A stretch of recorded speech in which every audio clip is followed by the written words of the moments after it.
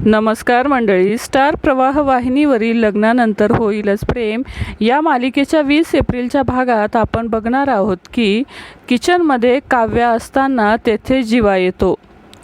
काव्याला बघून जीवा दुर्लक्ष करतो आणि तेथून निघून जातो। तेवढ्यात काव्या त्याला थांबवते।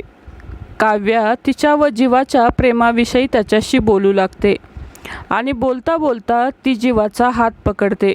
जीवा तिला म्हणतो की काव्या, तुला आता माझा हात पकडण्याचा काहीच हक्क नाही, तू माझा हात सोड। मग काव्या जीवाला म्हणते की आता सगळे हक्क, सगळे अधिकार फक्त नंदिनी ताईलाच आहेत, नाही का?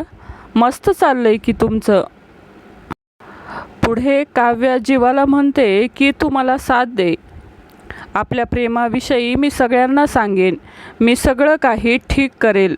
नाहीतर हा शब्द ऐकून जीवा काव्याला विचारतो, नाहीतर काय?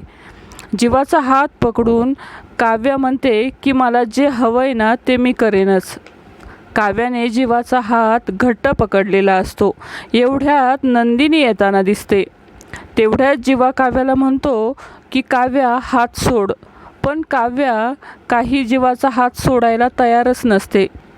जीवा काव्याचा हात सोडवण्याचा प्रयत्न करतो, पण काव्या काही हात सोडायला तयार नसते। तेव्हा जीवा काव्याकडे पाहत म्हणतो, काव्या, हात सोड।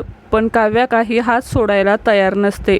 नंदिनीसुद्धा वेगाने त्याच दिशेने किचनमध्ये येत असते। असं मालिकेच्या 20 एप्रिलच्या भागात आपल्याला पाहायला मिळणार आहे।